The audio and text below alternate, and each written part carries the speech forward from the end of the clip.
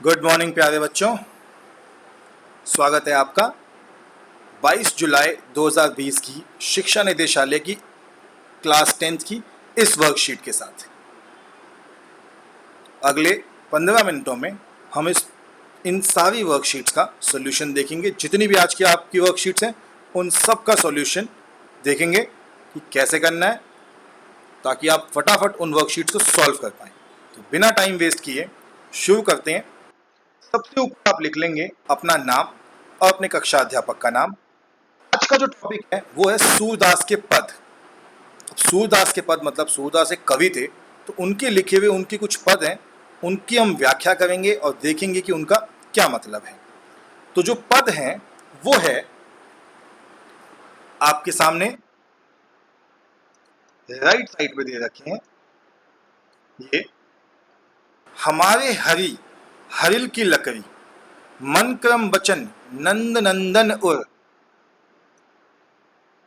यह दृढ़ करी पकड़ी, जागत सोवत स्वप्न दिवस निसी।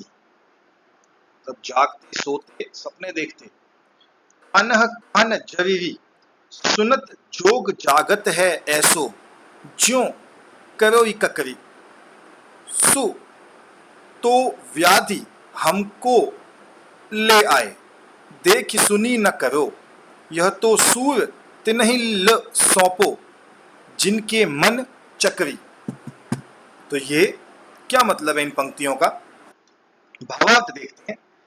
इन पंक्तियों में गोपियां कहती हैं कि कृष्ण उनके लिए हरिल की लकड़ी है। क्या होता है हरिल की लकड़ी?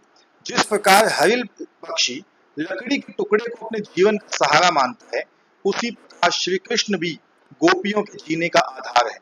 गोपियों ने मन, क्रम और वचन से नंद बाबा के पुत्र कृष्ण को अपना माना है। सोते जागते बस खाना की रट लगी रहती है।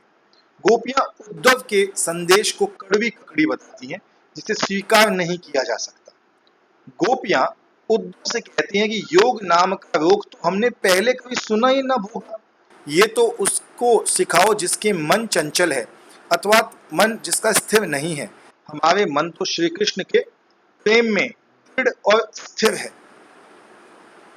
तो नीचे दिए गए अभी जो प्रश्न दिया है, इसके सहारे जो हमने अभी सॉल्व किया, इसके सहारे अब नीचे जो प्रश्न दिए हैं उनका उत्तर कर लेते हैं। तो ये कहता है कि निम्न शब्दों के अर्थ छांटिए। तो सबसे पहला है जकड़ी। तो जकड़ी का क्या मतलब होता है? जकड़ी मतलब जिसका मन स्थिर ना रहता हो। उसके बाद मन चक्री मतलब रटती रहती हो। बधी भोगा, नहीं वह, कई उनको, सु रोग। आगे बढ़ते हैं। अगला प्रश्न है कि गोपियों ने हरिल पक्षी की तुलना स्वयं से क्यों की है? तो इसी में उत्तर है ऊपर कि गोपियां कहती हैं कि कृष्ण उनके लिए हरिल की लकड़ी हैं। जिस प्रकार हरिल पक्षी लकड़ी के टुकड़े को अपने जीवन का सहारा मानता है, उसी प्रकार कृष्ण भी गोपियों के जीने का आधार है। तो ये आपका हो गया दूसरे प्रश्न का उत्तर।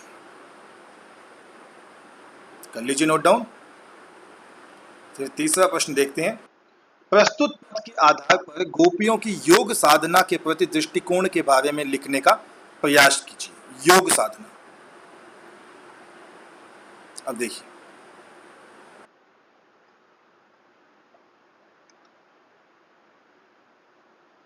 गोपियां उद्धव से कहती हैं कि योग नाम का रोग तो हमने पहले कभी ना सुना ना भोगा। ये तो उनको सिखाओ जिनके मन चंचल हैं, अर्थात मन स्थिर नहीं है। हमारा मन तो कृष्ण के प्रेम में दृढ़ और स्थिर है। तो ये ऊपर वाला आपका आंसर दूसरा है और नीचे वाला आपका आंसर तीसरा है। कर लीजिए स्क्रीन से नोट डाउन एक साथ। पॉज करके नोट डाउन कीजिए। आगे बढ़ते हैं चौथे प्रश्न पर। प्रस्तुत भावार्थ में आप कितनी क्रियाएं ढूंढ लेते हैं? तो आपने कितनी क्रियाएं ढूंढी? बहुत सारी क्रियाएं इस भावार्थ में हैं। मैं आपको 2-3 एग्जाम्पल देता हूं, बाकी आप अपने आप लिखिएगा।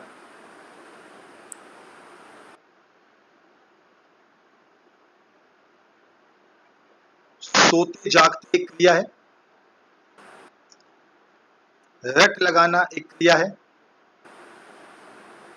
तो 2 मैंने एग्जाम्पल आपको दे दिए, 1-2 आप पढ़ेंगे तो क्रिया आपको पता लग जाएंगी जो काम करने को संबोधित करती है।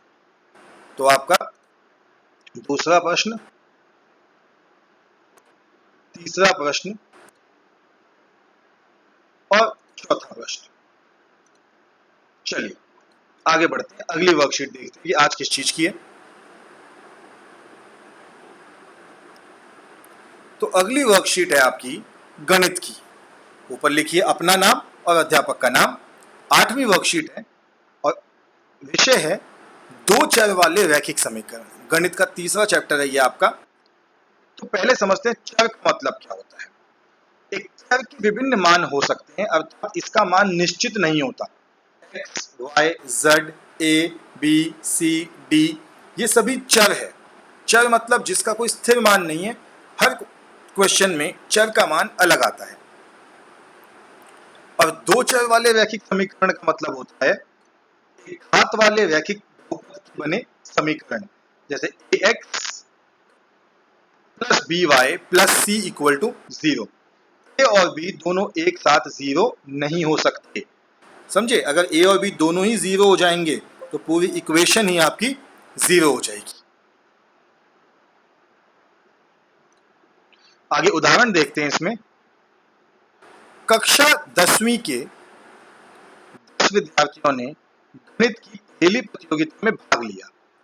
यदि लड़कियों की संख्या लड़कों की संख्या से 4 अधिक हो तो इस स्थिति को आलेखीय रूप में व्यक्त कीजिए। तो इसका हल है कि माना लड़कियों की संख्या x और लड़कों की संख्या y। लड़कियों की संख्या प्लस लड़कों की संख्या 10 थी, तो x जमा y बराबर 10, यानी कि टोटल विद्यार्थी 10 हो गए। इसके बाद बनाया टेबल का चार्ट। जब हम अभ्यास का क्वेश्चन करेंगे तो मैं आपको टेबल का चार्ट बनाना सिखाऊंगा।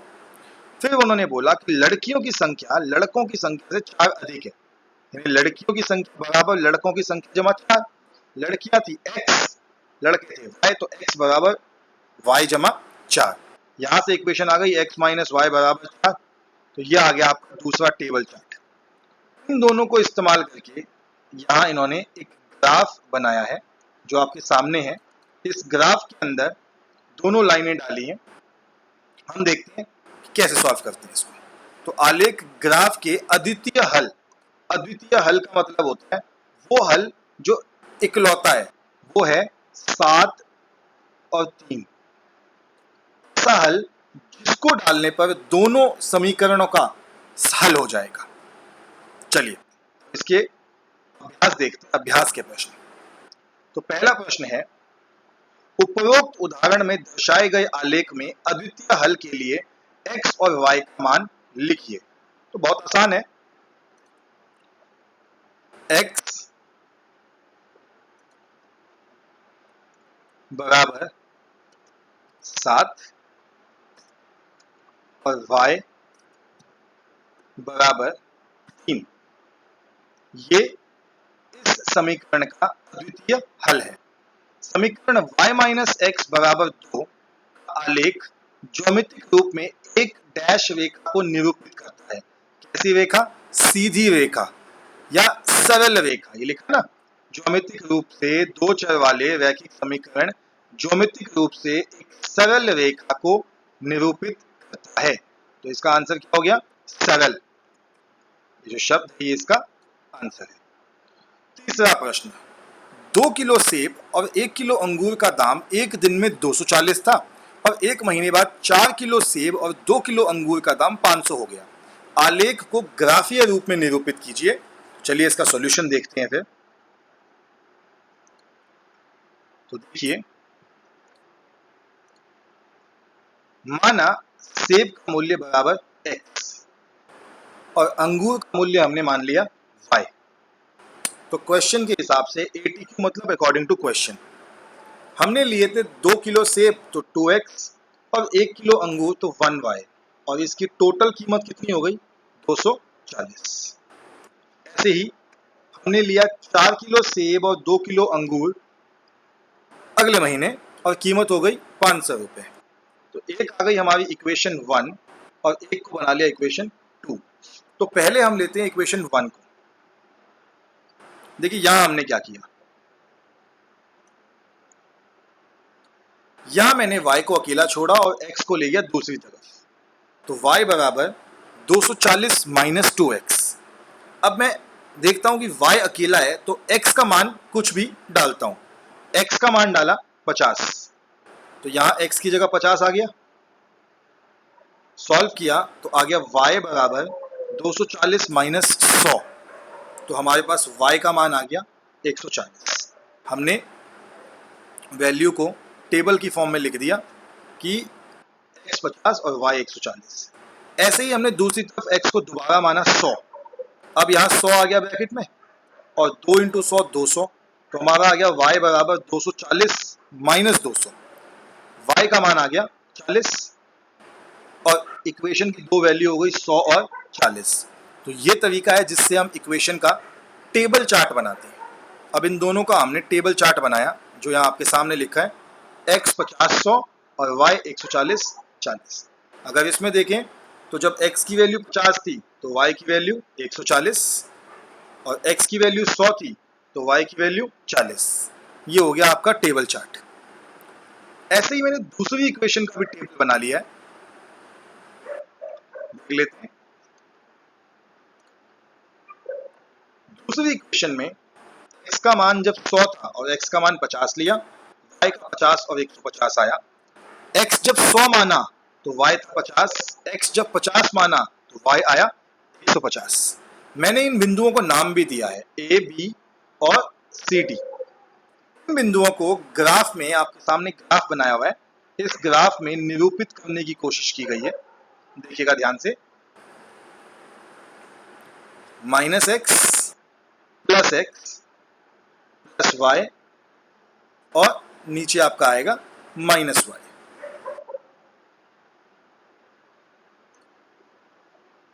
तो ग्राफ आपके सामने है, दोनों लाइनों का ग्राफ। जब हम ग्राफ बनाते हैं तो उसमें हम लिख देते हैं ऊपर इक्वेशन, जैसे मैंने यहां पर लिखी और यहां पर लिखी। तो आप इस ग्राफ को नोट डाउन कर सकते हैं या सॉल्व करके अपने आप भी बना सकते हैं।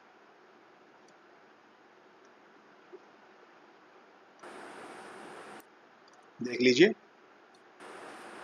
पूरा ग्राफ आपके सामने आपकी स्क्रीन पे है। आगे बढ़ते हैं फिर। अब आशा है आपने नोट डाउन कर लिया होगा। तो हमने गणित के सभी क्वेश्चन सॉल्व कर लिए हैं। अब बढ़ते हैं अगली वर्कशीट जो है अम्ल, क्षारक और लवण। ये आपकी साइंस की वर्कशीट है, 8वीं वर्कशीट है। इससे पहले हम फर्स्ट चैप्टर सॉल्व कर चुके हैं, अब सेकंड कर रहे हैं। अम्ल एवं क्षार के रासायनिक गुण। अगर अम्ल और क्षार के रासायनिक गुणों की बात करें तो अम्ल की धातु से अभिक्रिया, तो अम्ल जो होता है वो धातु से अभिक्रिया करता है। जिंक, आयरन, Fe आदि क्रियाशील धातुएं तन्यु अम्ल जैसे HCl और H2SO4 के साथ अभिक्रिया कर हाइड्रोजन गैस निकालती हैं। धातु जमा अम्ल बराबर लवण जमा हाइड्रोजन।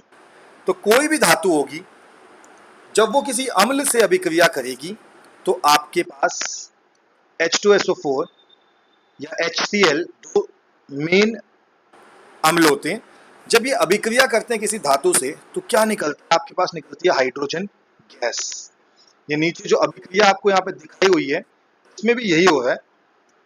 इसमें भी हम इस परख नली में लेते हैं अम्ल और अम्ल के साथ उसमें डालते हैं जिंक के छोटे से टुकड़े। जो बनने वाली हाइड्रोजन गैस है वो यहाँ से आती हुई यहाँ नीचे तक आ जाती है और जब वो ऊपर आती है तो जलती हुई मोमबत्ती से उस हाइड्रोजन गैस को चेक किया जाता है। तो जलती हुई मोमबत्ती के पास यदि हाइड्रोजन लाई जाए तो वो पॉप की ध्वनि के साथ जलती है। साथ ही साथ एक चीज और है कि जलती मोमबत्ती द्वारा हाइड्रोजन गैस को जांचने पर पॉप ध्वनि उत्पन्न होती है। अगला प्रश्न है, अगला इसमें लिखा है कि नाइट्रिक अम्ल केवल Mg और Mn के अतिरिक्त किसी धातु के साथ हाइड्रोजन गैस नहीं देता। मतलब नाइट्रिक अम्ल किसी के साथ हाइड्रोजन गैस नहीं देगा। अब दूसरी तरफ देखते हैं, दूसरी तरफ क्या लिखा है। दूसरी तरफ लिखा है अम्ल एवं क्षारक की धातुओं के साथ अभिक्रिया। तो अम्ल क्षारक धातु से कैसे अभिक्रिया करते हैं? जब कोई धातु तनु अम्ल के साथ अभिक्रिया करती है तो लवण और हाइड्रोजन गैस निष्कासित होता है। जितना अधिक क्रियाशील धातु उतना ही तीव्र रासायनिक अभिक्रिया, यानी जो तेज रासायनिक अभिक्रिया करने वाली धातुएं हैं वो अम्ल और क्षार के साथ ज्यादा अभिक्रिया करती हैं। कम अभिक्रियाशील धातुएं अभिक्रिया नहीं करती हैं, जैसे कॉपर हो गया, सोना हो गया, चांदी हो गया, ये अम्लों के साथ अभिक्रिया नहीं करते। आगे लिखा है क्षार के साथ धातु की अभिक्रिया। तो प्रबल क्षारक क्रियाशील धातु के साथ क्रिया कर हाइड्रोजन गैस निकालते हैं। ध्यान रखिए, क्षार भी प्रबल होना चाहिए और धातु भी क्रियाशील होनी चाहिए, तभी अभिक्रिया होगी। जैसे उदाहरण है, जिंक NaOH से अभिक्रिया करता है तो बनता है सोडियम जिंकेट Na2ZnO2। अगर कोई हल्की अभिक्रिया हल्की अभिक्रिया करने वाला पदार्थ है तो यह अभिक्रिया होगी ही नहीं। चलिए प्रश्न देखते हैं इसके। पहले थोड़ा सा और बचा है, धातु अम्ल की धातु ऑक्साइड और क्षारक की अधिक अधात्विक ऑक्साइड के साथ अभिक्रिया। तो अम्ल धात्विक ऑक्साइड के साथ अभिक्रिया कर लवण और जल बनाते हैं। यह एक प्रकार की उदासीन अभिक्रिया है। क्यों उदासीन है? क्योंकि धात्विक ऑक्साइड भी क्षार होते हैं। क्षारक की अधात्विक ऑक्साइड के साथ अभिक्रिया कर लवण और जल बनाते हैं, यह भी एक प्रकार की उदासीन अभिक्रिया है। और इसके उदाहरण आपकी स्क्रीन पर दे रखे हैं। चलिए अभ्यास के प्रश्न देखते हैं। तो आज अभ्यास के 5 प्रश्न हैं। पहला है कि आयरन Fe या मैग्नीशियम Mg और कैल्शियम Ca की हाइड्रोक्लोरिक अम्ल HCl और सल्फ्यूरिक अम्ल H2SO4 के साथ अभिक्रिया लिखिए। यानी कि 3 पदार्थों की 2 अलग अलग अम्लों के साथ अभिक्रिया लिखनी है। मैंने इस अभिक्रिया को ऑलरेडी लिखा हुआ है, वहीं से चेक कर लेते हैं सीधा। तो देखिए आपके सामने आपको आंसर मिलेंगे। Fe plus HCl gives FeCl3 plus H2। ऐसे ही Mg plus HCl gives MgCl2 plus H2। Ca plus HCl gives CaCl2 plus H2। ये तो हो गई HCl के साथ। अब Fe प्लस H2SO4 तो बनता है FeSO4 plus H2। Mg plus H2SO4 तो बनता है MgSO4 प्लस H2। और Ca प्लस H2SO4 तो बनता है CaSO4 प्लस H2। ये कौन सी अभिक्रिया थी? ये थी मेटल प्लस एसिड की अभिक्रिया। मेटल प्लस यानी धातु प्लस अम्ल जो देता है आपको सॉल्ट यानी लवण जमा हाइड्रोजन गैस। अगला प्रश्न देखते हैं। अगला प्रश्न है कि कॉपर की नाइट्रिक अम्ल के साथ अभिक्रिया करने पर क्या हाइड्रोजन गैस उत्पन्न होगी? अपने उत्तर की पुष्टि कीजिए। तो हमने इसी में पढ़ा था कि नाइट्रिक अम्ल केवल Mg और Mn के साथ ही हाइड्रोजन गैस देता है। तो हम लिखेंगे इसका उत्तर कि नहीं, कॉपर नाइट्रिक अम्ल के साथ अभिक्रिया नहीं करता। तो तीसरा प्रश्न देखते हैं। क्या होगा यदि एल्यूमिनियम सोडियम हाइड्रोक्साइड के साथ अभिक्रिया करेगा? इस रासायनिक अभिक्रिया को भी लिखिए। तो रासायनिक अभिक्रिया लिख दिया आपके सामने। Al प्लस NaOH आपको मिलता है NaAlO2 प्लस 3H2। तो आप लिख सकते हैं कि एल्यूमिनियम सोडियम हाइड्रोक्साइड से अभिक्रिया कर लवण और हाइड्रोजन गैस बनाएगा। आंसर आप अपने आप लिखेंगे। चौथा प्रश्न है, हम किस प्रकार कह सकते हैं कि धात्विक ऑक्साइड क्षारीय प्रकृति के होते हैं? तो उत्तर देखते हैं।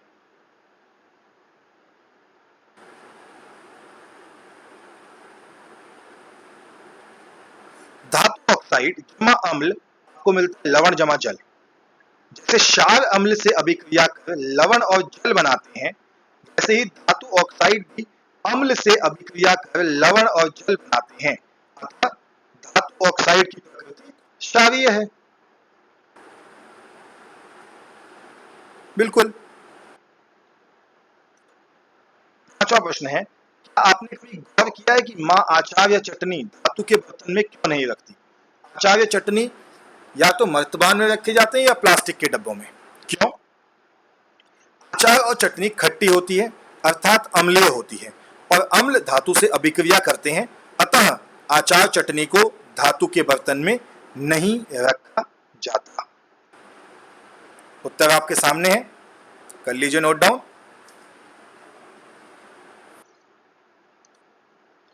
और इसी के साथ आपकी आज की वर्कशीट भी खत्म हुई। आपसे कल फिर मिलेंगे एक नई वर्कशीट के साथ। तब तक 10th class, stay healthy, stay safe.